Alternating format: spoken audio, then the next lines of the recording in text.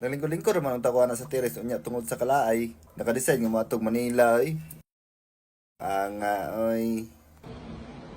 Grabe na gid kalaay dire ang dapita oy mao nakadesisyon may diha adtog Manila. Pero mimbati og hadlok di oy kay di ba nakapangarestihan ng Manila way daghan kay sakyaran. Nya what if ka? Impas oy. Tapos maoray kaingnan na akong paglingkod dire ang dapita oy. Kadto na dig Manila oy. Transaksising oy. Ha, say transaksising. Transaksid man siguro. Basta sakay kauban na ako yung mami siya akong manghod. Ugwa gyud damha oy. Nakasakay na pud ang buang og eroplano. Dali pa kay nakabalik ang kamot kay walay kameraman. Tayas buang oy.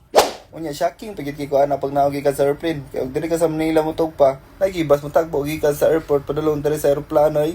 Rag barsitin buang oy. Pagkaman na namin, diretso namin diri sa among istihanan, diri sa Azur. Ug diri sa aming gidala sa among agent, pa istambayon kay ana to among agent, nga gipalimpyuhan pero niya ang room kay naay gaabang dito last time. Pero sekreto kay datingan ang buang oy kay ultimo CR giapil pag video, grabe kay ignorante. Grabe, ipit oy. Pero pag ako mag-video sa CR mo nagwala nangawat og video sa CR buang oy.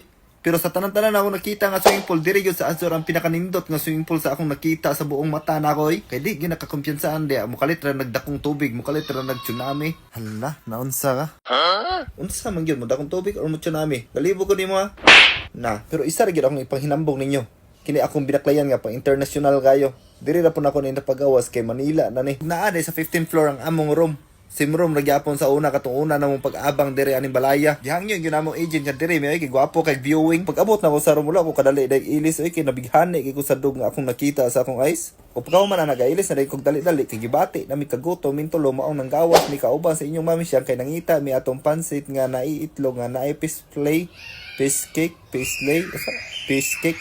Basta inana inyong mami siya ray nakabalo. O sa sentro ginamo na sa Manila gipalit oy sa tunga gyud sa Manila. O pag uli na mo gitiradahan nila sa inyong mami siyang ugway duha oy. So sinani ra man nga pansit yung gipangita dai grabe kay cravings way hanay. Ganahan jud kay siya ng pansita bisag halang kayo bahalag mga burot ng lubot diya wa koy labot. Pero mi promise ko nga di ko makaon na ng pansita pero pag kita na ko sa resulta pag ako magluto kuhag tinidor way duha oy. Oops! So, huwag nyo na muna escape tong video na to dahil at the end of the video, mamimili ako ng mabibigyan ng 500 pesos GCash sa mga magre-register nitong Apaldo. Pero bago yon, tuturuan ko na muna kayo kung paano manalo at maglaro dito sa nilalaro kong Apaldo. So, dito nga pala sa Apaldo, guys, eto nga palang super acing nilalaro ko. Napakadali lang kasi netong laruin, guys. Ano ipapakita ko sa inyo kung paano. So, ayun na nga, guys. Magbe-bet lamang tayo dito. Mag-bet lang tayo ng 1,000 pesos. And ngayon, titignan natin kung mananalo tayo. Ganun lang siya, mag-bet ka lang and then pindutin mo lang to. Ayan, pindutin mo to. Ayan, let's go. Titingnan natin kung mananalo tayo ngayon. 300! Wow! O, diba? Napakadali, diba? 300 pesos ka. Agad 400! O, diba? Sabi ko naman sa'yo, ay! 1,200! 1,200! Oh my God! 1,500! 1,500, guys! Okay, 400 again! OMG! Wow, 150, not bad. 150. O, diba? Napakadali lang talaga manalo at maglaro dito sa may Apaldo, guys. And, ayan, 200.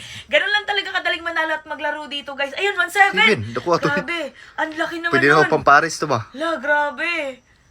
Ay, 1,000 ulit. 1,000. Not bad. 4,000. 4,000 ang kote. OMG. Pila ni tanan? Hala, OMG.